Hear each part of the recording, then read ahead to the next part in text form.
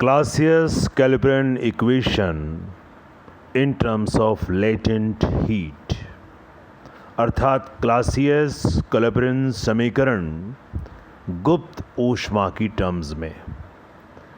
सबसे पहले हमें यह समझना होगा कि गुप्त ऊष्मा किसे कहते हैं, अर्थात व्हाट इज लेटेंट हीट।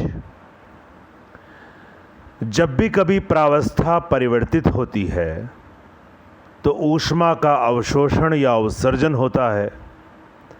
अब ये जो अवशोषित होने वाली ऊष्मा है या उत्सर्जित होने वाली ऊष्मा है, ये गुप्त रूप में ट्रांसफर होती है। इस वजह से इस अवशोषित या उत्सर्जित ऊष्मा को गुप्त ऊष्मा अर्थात लेटेंट हीट कहते हैं और कैपिटल एल से रिप्रेजेंट करते हैं।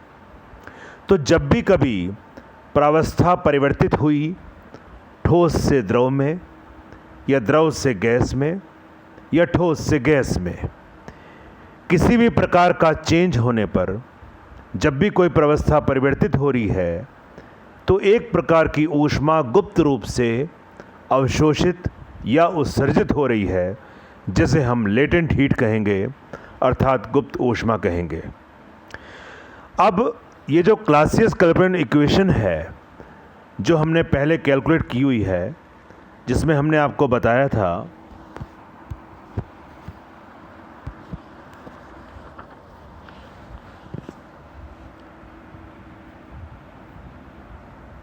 dp upon dt equals to S2 minus S1 divided by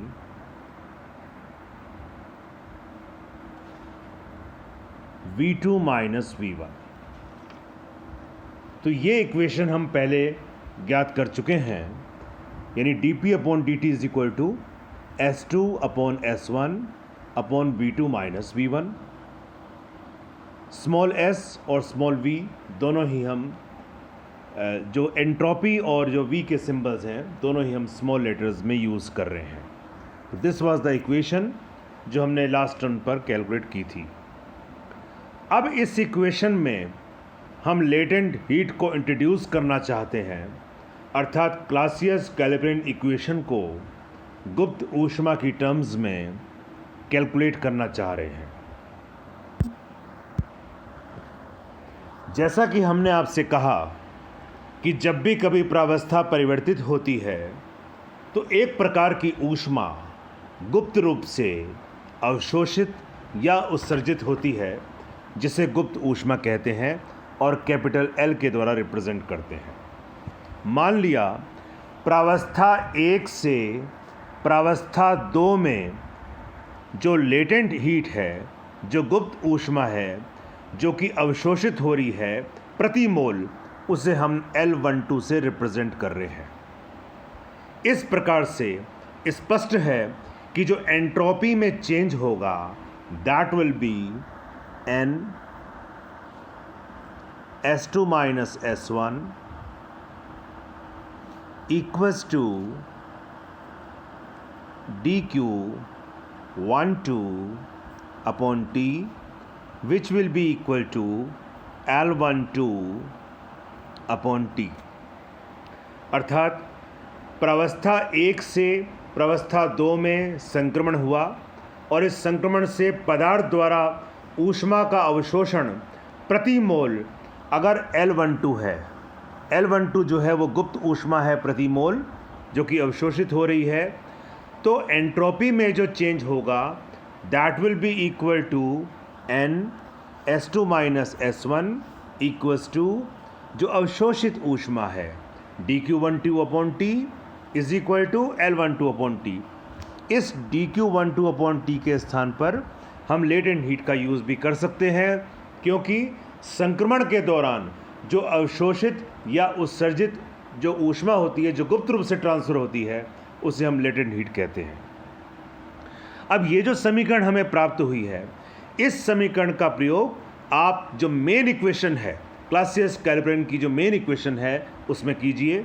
अर्थात हम जानते हैं, अभी अभी हमने आपको बताया था कि dP upon dt equals to S2 minus S1 upon V2 minus V1।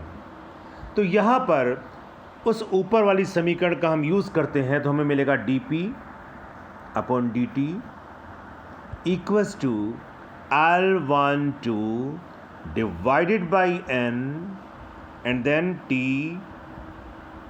V2 minus V1 that will be equal to L12 upon T as it is and this is del V। ये जो V आपको दिखाई दे रहा है this is capital V और ये जो आपको V दिखाई दिए हैं ये स्मॉल v है। तो ध्यान रखिए इस बात का कि जो डेल V है this del V is capital N del small v। तो ये इक्वेशन हमको मिली है dP upon dt is equal to L12 upon N T and then V2 minus V1 जिसको हमने रिप्रेजेंट किया है L12 upon T del capital V that will be equal to L12 upon T। Now this del V, this is capital V2 minus capital V1। तो जिस del capital V का हम use कर रहे हैं वह है capital V2 minus capital V1। तो ये जो समीकरण अभी आपको दर्शाई गई है ये क्लासियस कैलिब्रेशन समीकरण है गुप्त ऊष्मा के टर्म्स में। और अब हम इस समीकरण द्वारा प्रावस्था परिवर्तन के लिए मेल्टिंग पॉइंट और बॉइलिंग पॉइंट पर प्रेशर के जो इफ़ेक्ट्स हैं उनका अध्ययन कर सकते हैं।